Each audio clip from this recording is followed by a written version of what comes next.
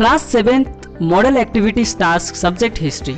नमस्कार दोस्तों, स्वागत है आप सभी का फिर से अपनी शिक्षा में। मैं हूं आपके साथ अजीत नायक।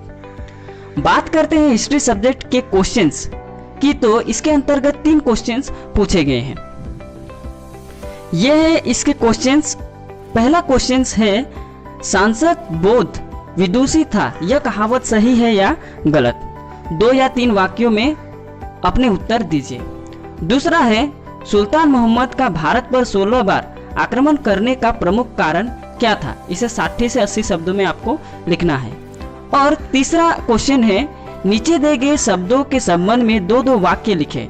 यहाँ पॉइंट वाइज दिया गया है। पहला है मत्स्य न्याय, दूसरा है ब्रह्मदेय, तीसरा है ग खिलाफत। अब चलिए जानते हैं इन क्वेश्चंस के आंसर क्या होंगे। पहला क्वेश्चन, बौद्ध विदुषी था, यह कहावत सही है या गलत? 2 या 3 वाक्यों में अपने उत्तर दीजिए। तो आंसर होगा इसका सही, क्योंकि सांसक हिंदू धर्म को मानता था और बौद्ध धर्म का कट्टर शत्रु था। सांसक बंगाल का हिंदू राजा था, जिसने 7वीं शताब्दी के अंतिम चरण में बंगाल पर शासन किया। दूसरा क्वेश्चन, सुल्तान मोहम्मद का भारत पर 16 बार आक्रमण करने का प्रमुख कारण क्या था? इसे 60 से 80 शब्दों में आपको लिखना है। तो इसका आंसर होगा, सुल्तान मोहम्मद 971 से 1030 यानी मध्य अफगानिस्तान में केंद्रित गजनवी वंश का एक महत्वपूर्ण शासक था, जो पूर्वी ईरान भूमि में साम्राज्य विस्तार के लिए जाना जाता है। भारत में मुख्य रूप से आक्रमण करने का कारण इस्लामी शासन व्यवस्था को लाना और लूटपाट को आगे बढ़ाना था, क्योंकि भारत को उस समय सांस्कृतिक और खजानों का देश कहा जाता था।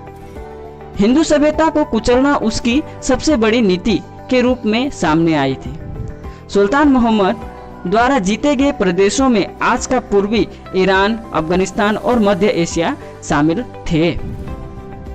इसी प्रकार से तीसरा क्वेश्चन, नीचे दिए गए शब्दों के संबंध में 2 या 3 वाक्यों में उत्तर लिखें।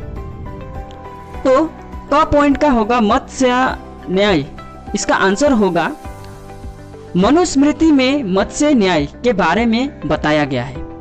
इसका अभिप्राय, इसे प्राकृतिक न्याय या जंगल का कानून या मछली का न्याय भी कहा जाता है। मत्स्य न्याय की व्याख्या मुख्य रूप से महाभारत एवं कौटिल्य के अर्थशास्त्र में भी है। दूसरा पॉइंट, ब्रह्मदेय। आंसर होगा, शासकों द्वारा ब्राह्मणों को दी जाने वाली भूमि। तीसरा पॉइंट, ग खिलाफत। इसका आंसर होगा खिलाफत आंदोलन, मार्च 1919 जनवरी 1921। मार्च 1919 में बंबई में एक खिलाफत समिति का गठन किया गया था।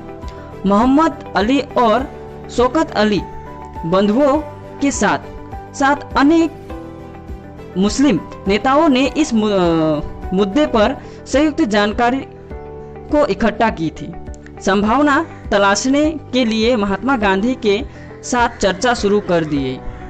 सितंबर 1920 में कांग्रेस के कोलकाता अधिवेशन में महात्मा गांधी ने भी दूसरे नेताओं को इस बात पर मना लिया कि खिलाफत आंदोलन के समर्थन और स्वराज्य के लिए एक असहयोग आंदोलन शुरू किया जाना चाहिए।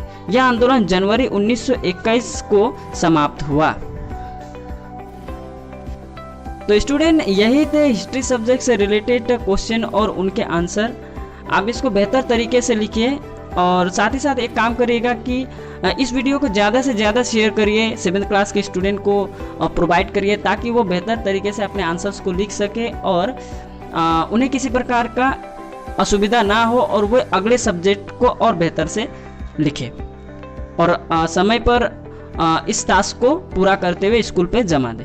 तो अभी के लिए बस इतना ही। मिलते हैं नेक्स्ट वीडियो में कुछ अच्छी जानकारियों के साथ। तब तक के लिए आप सभी को जय हिंद, बाय बाय।